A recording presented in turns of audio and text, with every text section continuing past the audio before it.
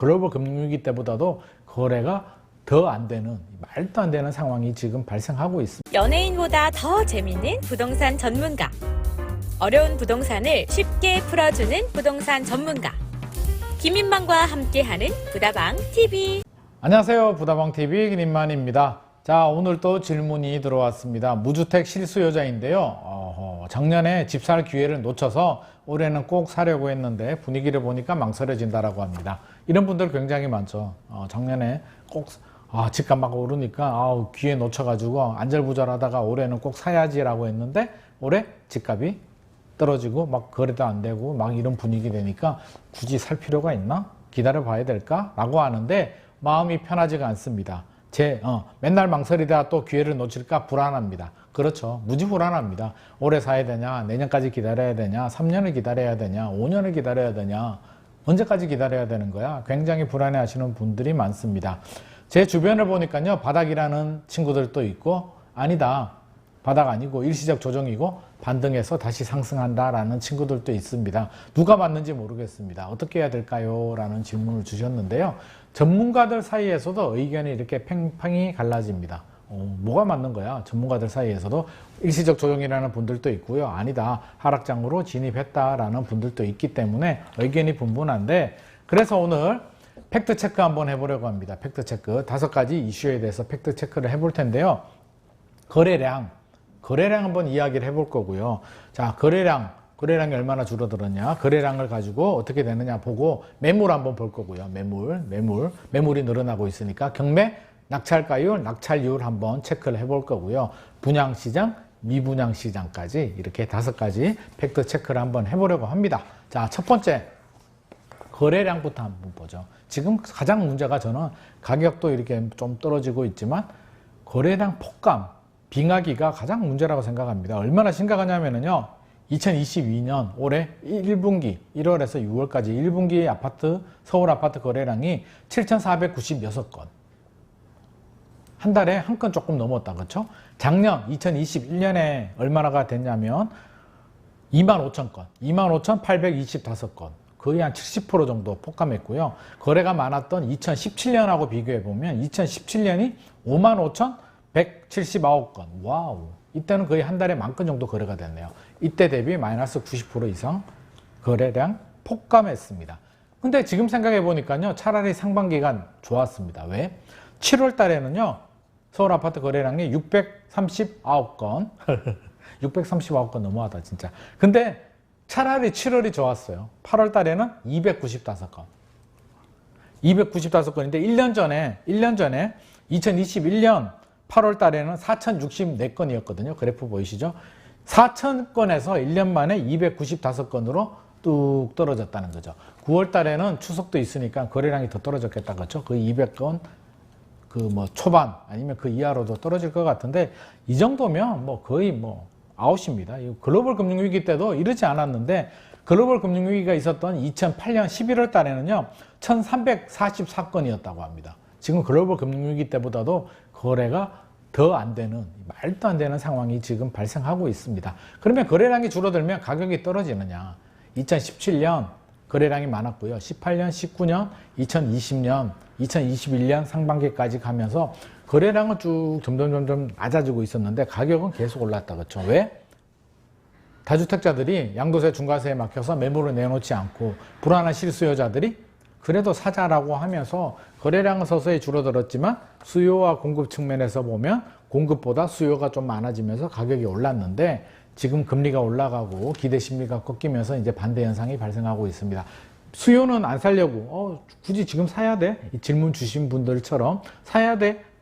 더 내려갔는데 팔아야 되는 일시적 양도세, 중과세, 배제 그런 매물들도 있고 여러 가지 이유 때문에 팔아야 되는 분들은 좀 늘어나면서, 매물은 늘어나면서 이게 밸런스가 붕괴되면서 가격도 서서히 조정되고 있습니다. 자, 일각에서는 그렇게 말씀하시는 분들이 있어요. 아니야, 우리 글로벌 금융위기 때나 이때 보면은 거래량 또 떨어지면서 가격도 같이 떨어졌는데 지금은 거래량만 떨어지지 가격이 안 떨어지잖아. 그래서 이거는 하락으로 볼 수 없다라고 말씀하시는 분들도 계십니다. 물론 틀린 말은 아닌데요. 저는 그런 생각도 들어요. 반대로 생각해 보면 워낙 거래가 안 되기 때문에 가격이 차라리 덜 떨어지는 거 아닐까라는 반대의 생각도 하게 됩니다. 지금 그렇잖아요. 살 사람이 없으니까 매물을 내놔도 안 팔리니까 가격이 안 떨어지는 부분도 저는 있다라고 보여집니다. 그래서 이거는 양날의 칼이 될 것 같고요. 일단 조금 더 지켜봐야 될 것 같은데, 문제는 이런 상황이 개선이 되지 않고 한 달, 두 달, 6개월, 1년 이상 지속이 되면 아무리 거래량이 줄어들고 뭐 잘 버틴다고 하더라도 실제로 호가가 생각보다 거래량 폭감보다는 덜 떨어졌잖아요. 5에서 10% 정도 떨어졌는데, 이런 상황이 6개월, 1년 지속돼 버리면 결국에는 다주택자들 또는 집주인들이 매물을 던지게 되면서 패닉 셀링 현상이 발생하면서 가격이 또 생각보다 더 많이 떨어지는 현상이 발생할 수도 있습니다. 그래서 금리 인상이 언제 멈추느냐, 언제 반등을 칠 수 있느냐가 굉장히 중요한 포인트가 될 것 같고요.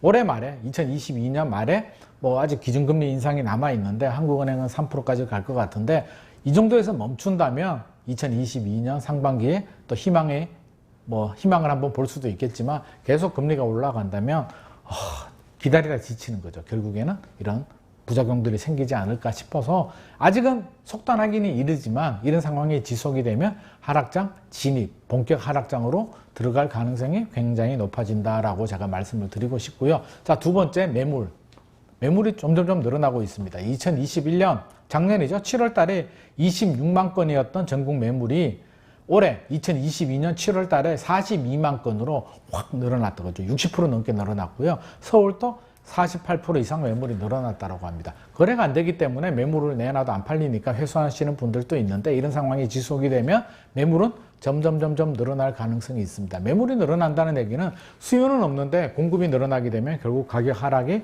요인이 되기 때문에 매물이 늘어나는 현상은 그렇게 바람직하지는 않습니다. 좀 더 상황을 지켜봐야 될 것 같고요. 경매 낙찰률, 낙찰가율 한번 볼까요? 낙찰률과 낙찰가율이 뭐냐면요, 낙찰률은 낙찰되는 거, 그러니까 경매 넘어간 집이 새 주인을 찾는 비율을 말하는 거예요. 낙찰률이 70%면 예를 들어서 집 10개가 경매 나왔는데 7개가 낙찰이 돼서 새로운 주인을 찾았다라는 게 낙찰률이고요. 낙찰가율은 그 감정평가액 있잖아요. 감정평가액 대비 몇 프로로 낙찰이 됐느냐. 낙찰률이 90%면 감정평가액이 10억이면 9억에 낙찰이 됐다는 그런 의미입니다. 근데 공교롭게도요, 지금 낙찰률, 낙찰가율 그래프 보이시죠? 계속 하락을 하고 있습니다. 이게 점점 이게 늘어나고 있는 게 좀 문제일 것 같고요. 이것도 선행지표거든요. 낙찰률, 낙찰가율. 그래서 이 선행지표도 좀 예의주시를 해야 되는데, 일부 지역들, 강남이나 일부 지역들은 또 이게 좀 높은 치수가 나오는데, 그거는 일부 지역의 그런 좀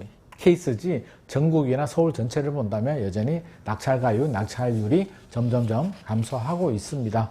자, 분양시장 한번 볼까요? 분양시장. 작년까지만 하더라도 분양이 굉장히 과열되고 내 집 마련 못해서 난리가 났는데, 올해는 미분양도 늘어나고 분양도 점점 안 되고 있는데, 분양 지수라고 있습니다. 분양 전망 지수라고 있는데요.